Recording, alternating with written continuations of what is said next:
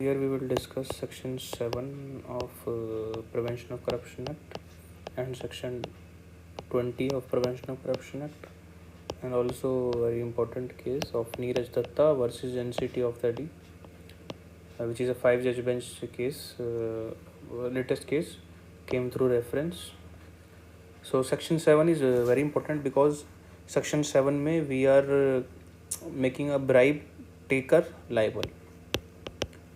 Bribe taker एक व्यक्ति जिसने ब्राइब या अनड्यू एडवांटेज लिया। मैं ब्राइब वर्ड वैसे यूज़ कर रहा हूँ, कहीं लिखा नहीं है यहाँ पे ब्राइब वर्ड पी एक्ट के अंदर।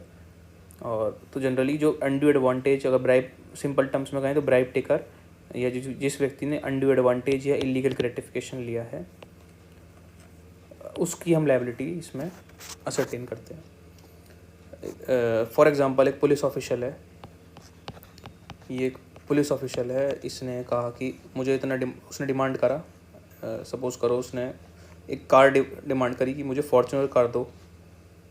यहाँ पे एक विक्टिम है, उससे कहा कि इसके ऊपर FIR हो रखी है 376 के अंदर, ठीक है, IPC 60 अभी BNS 63 सॉरी फॉर एग्ज़ाम्पल उसने हम BNS देखते हैं 69 BNS के अंदर उस पर FIR हो रखी है कि फॉल्स प्रॉमिस ऑफ मैरिज वाला जो सेक्शन है। उसने कहा कि मैं तेरा फायर में से नाम कटवा दूंगा, तो मुझे फॉर्च्यूनर गाड़ी गिफ्ट कर दे, ठीक है। फॉर्च्यूनर गाड़ी की उसने डिमांड करी। अब मैं सेक्शन के इंग्रेडिएंट्स पे नहीं जाता, सिंपल मैं एक लॉजिकल बात बोलता हूँ कि अगर मैं एज ए प्रोसिक्यूशन ऑफिसर हूँ, ठीक है, मुझे प्रूव करना है, मेरे पास केस आया, मुझे प्रूव करना है कि जो व्यक्ति है पुलिस वाला है, इसने ऐसे पब्लिक सर्वेंट है, इससे उसने काम ये सब उसने एक्ट किया है, and it is amounts to offence under prevention of corruption. So what all I have to prove, what all I have to prove to ascertain the liability of a police public servant. Going very simple without using technical jargons, मुझे ये prove करना पड़ेगा कि ये police वाला actually है या नहीं, क्योंकि अगर वो पब्लिक सर्वेंट नहीं है तो फिर उसकी लायबिलिटी कोई नहीं होती इसके अंदर। तो what I have to prove कि yes he is a public servant. मैं कैसे प्रूव कर सकता हूँ? मैं उसका अपॉइंटमेंट लेटर से, सर्विस रूल बुक एक्सेट्रा से प्रूव कर दूंगा, सिंपल चीज़। दूसरा मुझे क्या प्रूव करना पड़ेगा कि उसने डिमांड करी, बिल्कुल, और ये भी प्रूव करना पड़ेगा कि उसने एक्सेप्टेंस भी की, ठीक है।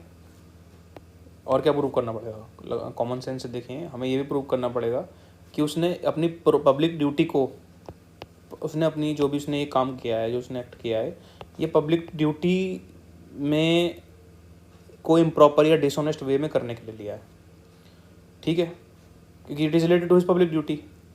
अगर वो उससे ये अमाउंट मांगता कि तू मुझे इतनी अमाउंट दे दे, तो मैं तुझे अपना, वो पब्लिक ड्यूटी से हटके कुछ भी बोलता, तो दैट कि अपना मैं तुझे अपना तुझे अपनी बेटी से शादी करा दूंगा मैं, या तुझे अपना ये ज़मीन तेरे नाम कर दूंगा, that is not related to his public duty.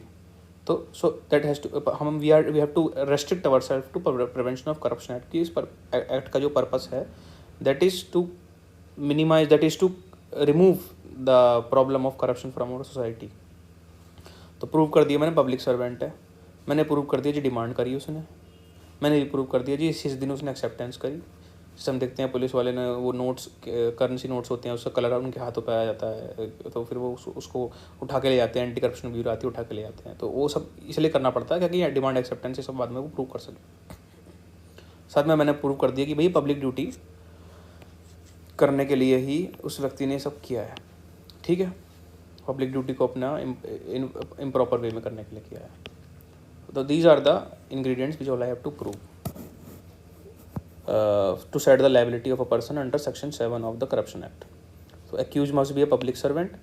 There has been acceptance and or obtainment or demand. There has been demand. और क्यों करा है उसने? पब्लिक ड्यूटी को अपना इम्प्रॉपर वे में करने के लिए किया है। और उसने लिया क्या है? उसने जो भी लिया है वो अनड्यू एडवांटेज है।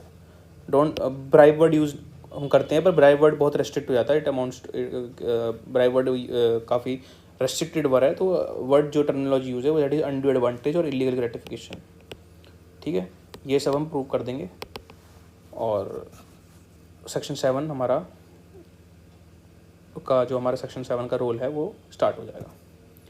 अब एक चीज़ और मैं क्लैरिफाई करना चाहता हूँ, ये सब चीज़ हमें प्रूव करनी है जनरली, लेकिन थोड़ा सा हमें लीवरेज दिया गया है सेक्शन 20 के अंदर, which talks about self presumption और presumption of law. Self presumption, mandatory presumption जो होता है कि ताकि हमारा प्रोसिक्यूशन जो है उसको प्रूव करना चीज़ों को आसान हो जाए, कि ब्राइबरी जो करप्शन के जो एक्ट्स हैं that are very difficult to prove, क्योंकि उसमें सब चीज़ बंद कमरे में होती हैं और बहुत ही सोच समझ के की जाती हैं चीज़ें, ताकि उसका प्रूव करना उसे डिफ़िकल्ट हो जाए। तो सेक्शन 20 है हमारा, सेल्फ प्रिजम्पशन की बात करता है।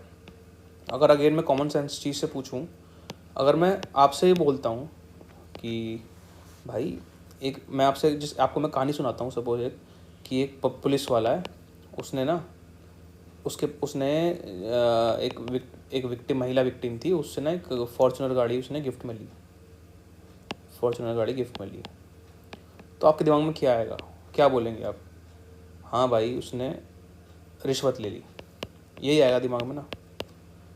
ताकि उसने उसको परेशान करता होगा, अब उसको ताकि परेशान करना बंद कर दे उसने फॉर्च्यूनर वगैरह उससे डिमांड करी होगी, ठीक है। तो सेक्शन 20 हमारा यही बोलता है कि if you prove some facts, suppose if you prove fact 1, तो there will be mandatory presumption of a particular fact. तो अगर आपने एक फैक्ट प्रूव कर दिया तो कोर्ट सेकंड वाले फैक्ट को मान के चलेगी कि हाँ ऐसा हुआ होगा, और ये मान के चलेगी ऐसा हुआ होगा आप, ठीक है। और ये जैसी कोर्ट ने मान लिया ये चीज़ हुई होगी, तो फिर liability is upon accused to disprove such fact. Generally क्या होता है क्रिमिनल लॉ में, मुझे प्रोसिक्यूशन को प्रूव करना होता है ये बियॉन्ड रीजनेबल डाउट कि इस व्यक्ति ने ये सब किया है, लेकिन प्रिजम्पशन का रोल थोड़ा सा वो बर्डन ऑफ प्रूफ शिफ्ट कर देता है। तो यहीं पे अगर यही चीज़ सेक्शन 20 के अंदर दे रखी है, अभी हम रीड करेंगे उस आगे। अब मैं वापस में सेक्शन 7 पे आता हूँ। सेक्शन 7 एक बार जस्ट रीड कर लेते हैं अब तो। एनी पब्लिक सर्वेंट, देखिए कि पहला इंग्रेडिएंट एनी पब्लिक सर्वेंट, जो हमने नीचे पढ़े थे, क्या इंग्रेडिएंट्स में प्रूव करने पड़ेंगे, ठीक है। Any public servant obtains accept attempts any undue advantage, वो सब हम नीचे लिखे थे, विद इंटेंशन टू परफॉर्म और cause performance proper duty improperly, ठीक है। और ये जो बाकी बी और सी है वो सब सिमिलर चीज़ें लिखी हैं उसमें, किसी और के थ्रू करवाता है, अपने किसी कलीग को एक्सेट्रा को, किसी और पब्लिक सर्वेंट को इन्फ्लुएंस करता है, तो वो सब इसमें, ताकि उसको बहुत वाइड कर दिया है, कहीं छूट ही नहीं होनी चाहिए, क्योंकि ये है ही ऐसा, ये ऑफेंस इतना खतरनाक है। For explanation illustration again simple reading है, मैं इसमें नहीं जा रहा, ये जस्ट लिमिट जो हमारी इंपॉर्टेंट चीज़ें हैं, और ये आप रीड कर लीजिएगा। एक्सप्लेनेशन 1, 2 अगर समझ में नहीं आता तो you can comment in the video. और बाकी अगर गोइंग थ्रू द जो भी क्लास जो भी मैंने कोशिश करी है बताने की, उसमें कुछ भी अगर लगता है कि मैंने कुछ गलत पॉइंट मिस आउट किया है, या कुछ मेरी तरफ से कुछ by chance slip of tongue या कोई मिस्टेक हुई, तो प्लीज़ मुझे हाईलाइट कीजिए। और ये सब सेक्शन 7 के अंदर इंग्रेडिएंट्स आ गए जो हमने पढ़े थे। और सेक्शन 20 बोलता है where in any trial of an offence punishable under section 7 और सेक्शन 11 पे नहीं जा रहा मैं अभी, इफ इट इज़ प्रूव कि पब्लिक सर्वेंट हैज़ एक्सेप्टेड और obtained etcetera any undue advantage. आपने ये प्रूव कर दिया कि उसने अनड्यू एडवांटेज लिया है। मैंने कुछ जैसा आपको प्रूव कर दिया ये वाला, कि जिसने इसकी सैलरी तो 20,000 रुपये महीने की है, इसके पास ये कार कहाँ से आई, इसने ये कार एक्सेप्ट करी थी और ये अनड्यू एडवांटेज के अंदर आती है, मैंने इतना प्रूव कर दिया।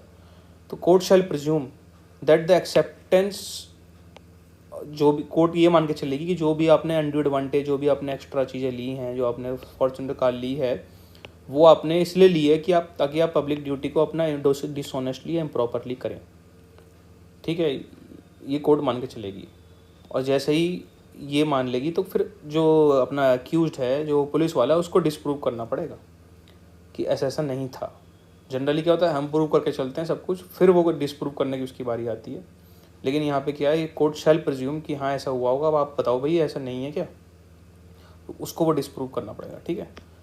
तो सिंपल अगर मैं कहूँ, फैक्ट 1 क्या है कि मैंने ये प्रूव कर दिया कि अनड्यू एडवांटेज लिया था और वो पब्लिक सर्वेंट है, तो कोर्ट शैल प्रिज्यूम कि दैट सच अनड्यू एडवांटेज, वो आपको फिर ये बताने की जरूरत नहीं कि अनड्यू एडवांटेज उसने क्यों लिया। कोर्ट कोर्ट अपने आप मान के चलेगी इस चीज़ को कि जो आपने अनड्यू एडवांटेज ली है वो अपनी प्रॉपर्टी को अपने पब्लिक ड्यूटी को इम्प्रॉपर वे में कार्य डिस्पोज करने के लिए, अपने इम्प्रॉपर वे में एक्ट करने के लिए है, डिसऑनेस्ट इंटेंशन से ली है। क्योंकि सेक्शन 7 की यही तो एसेंशियल इंग्रीडियंट्स हैं हमारे दोनों। तो सेक्शन 7 हमारा पूरा जनरल रूल बताता है, 20 लेकिन थोड़ा सा हमारा लीवरेज दे देता है कि आपने ये चीज़ प्रूव कर दी तो इसका शेल प्रिजम्पशन रेज हो जाएगा, ठीक है। और again it can be disproved, shall presumption आप इसको आपको चांस मिलेगी पूरा सा डिस्प्रूव करने की, तो बिल्कुल कर सकते हैं। तो ये हमारे सेक्शन 7 और सेक्शन 20 है। और वापस मैं एक बार नीरज दत्ता वाले केस पे आता हूँ। नीरज दत्ता वाले केस में 2 बातें कही गई थी। एक पहली बात तो बहुत इंपॉर्टेंट थी, इसमें ये कहा था कि ज़रूरी नहीं है कि आप डिमांड एक्सेप्टेंस को, जो डिमांड एक्सेप्टेंस हमारी करप्शन एक्ट के अंदर होती है, उसको आप डायरेक्ट एविडेंस से प्रूव करो। क्या हो सकता है कि कंप्लेनेंट जो है, जिस व्यक्ति ने जो ये बताना, जैसे मैं कह रहा हूँ कोर्ट में जाके कि जी मेरे से इसने ब्राइब डिमांड करी थी और मैंने इसको ब्राइब दी थी, मैंने उसको 10,000 रुपये दिए थे थाने के अंदर फॉर एग्जांपल। तो अगर कब सपोज करो कंप्लेनेंट में बाहर चला गया या कंप्लेनेंट की सपोज करो डेथ हो जाती है, तो क्या वो केस चलेगा नहीं? क्या वो प्रूव नहीं कर सकते आप? कोर्ट ने कहा yes you can still prove that bye circumstantial evidences. तो ये बहुत ही अच्छी बात कोर्ट ने बोला इसको कि देखिए यहाँ पे लिखा है द प्रूफ ऑफ डिमांड, ये सी में पढ़ रहा हूँ मैं, proof of demand and acceptance of illegal gratification can also be proved by circumstantial evidence in the absence of direct and oral and documentary evidence। तो ये बात कही थी, which is very important case law, 5 जज bench है। और ये बाकी ये एक ही पॉइंट है पढ़ने का, proof of demand and acceptance of illegal gratification is a sine qua non in order to establish the guilt of the accused under section 7। अभी 13 पे नहीं जा रही है हम, तो ये डिमांड एक्सेप्टेंस प्रूव करनी ज़रूरी है। तो एक मेरा इसमें इन्फ्रेंस है, ये अभी क्लास हमारी ख़त्म हो गई है, ये मतलब ये वाला टॉपिक हमारा एंड हो चुका है। बाकी मेरा छोटा सा इन्फ्रेंस है जो मेरे हिसाब से मैंने इस सेक्शन पढ़ के थोड़ा दिमाग में आया, I would like to discuss it. देखिए इसी नीरज दत्ता वाले केस में कोर्ट ने 2 बातें बताई थी। ऑब्टेनमेंट, हमारा सेक्शन 7 में ना ऑब्टेनमेंट, एक्सेप्टेंस, अटेम्प्ट्स, 3 चीज़ें हैं ये। अब ऑब्टेनमेंट मतलब कोर्ट ने बताया नीरज दत्ता वाले केस में ऑब्टेनमेंट मतलब क्या होता है। देखिए ये 3 पहले बताता हूँ मैं, तीनों चीज़ें लिखी हुई हैं यहाँ पे सेक्शन 7 में। मैं कहाँ से बोल रहा हूँ? मैं यहाँ से बोल रहा हूँ। एनी पब्लिक सर्वेंट, ये लिखा 7 सेक्शन के ए वाले पार्ट में, ऑब्टेन्स, एक्सेप्ट, अटेम्प्ट्स। तो एक छोटा सा इन्फ्रेंस ये है कि ऑब्टेनमेंट मतलब कोर्ट ने ही बताया इसमें केस लॉ के अंदर कि जब डिमांड जो होती है पब्लिक सर्वेंट की, डिमांड बाय पब्लिक सर्वेंट होती है, और जो जिस व्यक्ति से डिमांड की जाती है, वो कहता है कि ठीक है आप ले लो मेरे से bribe, he is ready, he acknowledge the demand. ठीक है, डिमांड करी पब्लिक सर्वेंट ने और undue advantage is given by the person which is not a public servant obviously। अब कुछ क्वेश्चन ये आता है कि क्या पब्लिक सर्वेंट अगर पब्लिक सर्वेंट से डिमांड करता तो क्या होगा उस केस में, वो मैं बाद में डिस्कस करता हूँ। अभी हम सिंपल रखते हैं कि पर्सन है, कॉमन मैन है, ठीक है, उसने कहा कि चलो ठीक है भैया मजबूर हूँ, क्या करूँ। और again acceptance bye public servant, उसने पब्लिक सर्वेंट ने डिमांड करी, जिससे डिमांड करी उसने कहा ठीक है आप, वो एग्री हो चुका, ए ने डिमांड करी, बी एग्री हो गया, फिर बी ने उसको और ए ने वापस से वो चीज़ एक्सेप्ट कर ली, उसने ठीक है पैसे मांगे और पैसे दिए गए, तो डिमांड हो गई, इसमें एक्सेप्टेंस हो गई। तो demand arise from public servant सामने से अपना मुंह खोलता है, सामने से डिमांड करता है, that is the case of obtainment. Acceptance मतलब होता है वो सामने से डिमांड नहीं करता, no express demand by public servant, लेकिन demand is from the common, सामने वाला पर्सन जो है, डिमांड बाय ऑफर जो ऑफर है वो पब्लिक सर्वेंट के पास आता है सामने से, लेकिन उस ऑफर को वो फिर वो एक्सेप्ट कर लेता है। ठीक है, तो यहाँ डिमांड खुद से नहीं करता, डिमांड सामने से आती। ऑब्टेनमेंट में क्या खुद डिमांड करता है, एक्सेप्टेंस में क्या है कि डिमांड खुद नहीं करता, सामने से उसके पास ऑफर आता है।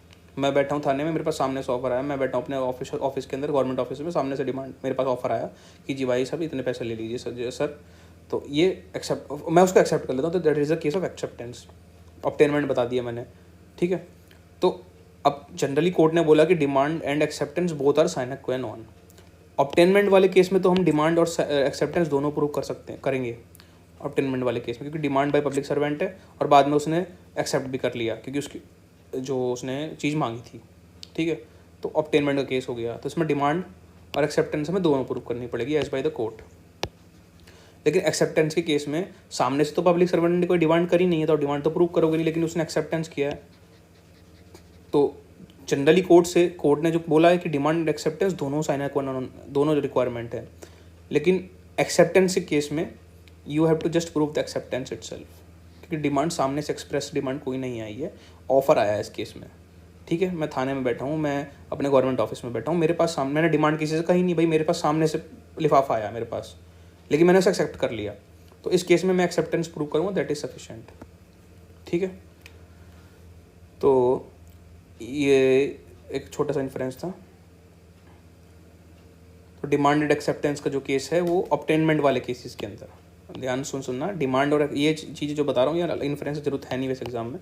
तो डिमांड और एक्सेप्टेंस का जो लॉ है, जो है कि sine qua non, that has to be done, that has to be proved by the prosecution in the case of obtainment. और एक्सेप्टेंस नंबर 2 वाले केस के अंदर एक्सेप्टेंस, मियर एक्सेप्टेंस हमारी इनफ रहेगी, क्योंकि उसमें कोई डिमांड तो है नहीं, ठीक है। आप ये कह दो कि भाई इम्प्लिसिट मानी जाएगी, कि इम्प्लिसिट मान सकते हैं कि भाई अब एक्सेप्ट कर लिया, तो that is sufficient in itself, ठीक है।